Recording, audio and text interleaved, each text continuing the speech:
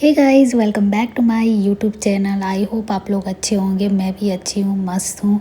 फ़िलहाल तो जा रही हूँ हॉस्पिटल, क्योंकि आज मेरा प्रेगनेंसी का पहला स्कैन है, तो उसी के लिए मैं जा रही हूँ हॉस्पिटल।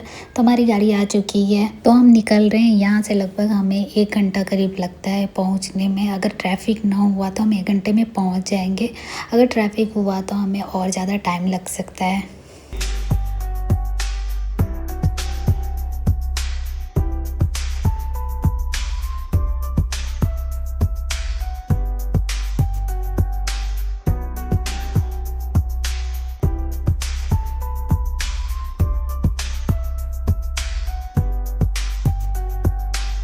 तो देखो गाइज, हम हॉस्पिटल पहुंच चुके हैं और हॉस्पिटल पहुंचने के बाद पता चला कि हमें ब्रेकफास्ट करके आना था सुबह वाला। सो हम लोग वहां से निकल के जस्ट बगल में ही रेस्टोरेंट था, वहां गए ब्रेकफास्ट करने के लिए।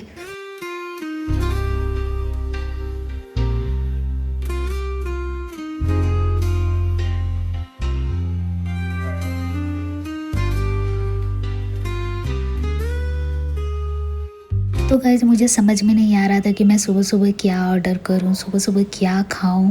खाने का तो मन नहीं करता है, लेकिन खाना तो पड़ेगा, क्योंकि स्कैन करने से पहले खाना ज़रूरी है। तो मैं हमेशा की जैसे डोसा और इडली ऑर्डर किया, जो कि हमारे टेबल पे आ चुका है।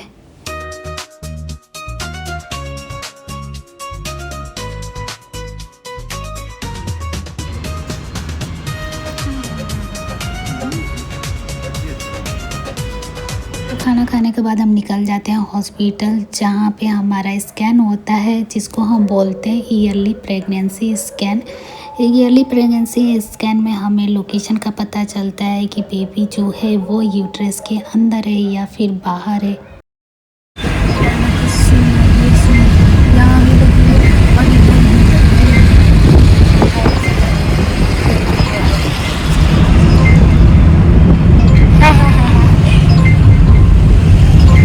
स्कैन और ब्लड टेस्ट कराने के बाद डायरेक्ट हम घर आ जाते हैं। फिर हम घर आ गए हैं। सुबह हम 7 बजे ही निकले थे। अभी कितना टाइमिंग हो रहा है? 12 बजने वाला है शायद। आराम कर लिया जाए, ज़रा इसको खोल दो, हवा हवा ले लेते। बाप रे, इतना सुबह नींद आ रहा था मेरे को, इतना नींद आ रहा था कि गाड़ी में जाते समय और हॉस्पिटल में जब तक नंबर आया तब तक सो रही थी मैं। तो अभी सबसे पहले तो चप्पल निकालेंगे, सुबह से पहनी हूँ। ये चप्पल बहुत कंफर्टेबल था यार, देखने में हिले लेकिन बहुत अच्छा है। आराम कर रहे हैं थोड़ा। जैसे मैंने बताया कि इस स्कैन में हमें पता चलता है लोकेशन का, कि बेबी का जो लोकेशन है वो यूट्रस के अंदर है या बाहर है। दूसरा नंबर ये पता चलता है कि जो हमारा बेबी का नंबर है वो ट्विन है या सिंगल है। गाइस, सबसे इम्पोर्टेंट चीज़ है कि बेबी का हार्ट बीट आया कि नहीं आया, इस स्कैन से हमें पता चलता है। गाइस, इस स्कैन से ये भी पता चलता है कि जो आपका लास्ट पीरियड की जो डेट थी वो सपोर्ट कर रही है या नहीं कर रही है, कितने वीक का दिखा रही है, ये भी इस स्कैन से आपको पता चल जाता है। सो मैं तो यही कहूँगी कि ये जो सोनोग्राफी है ये कराना बहुत ज़रूरी है, क्योंकि क्या होता है कि हम अपना जो लास्ट पीरियड का डेट है कभी कभी हम भूल जाते हैं, हमें याद ही नहीं रहता है।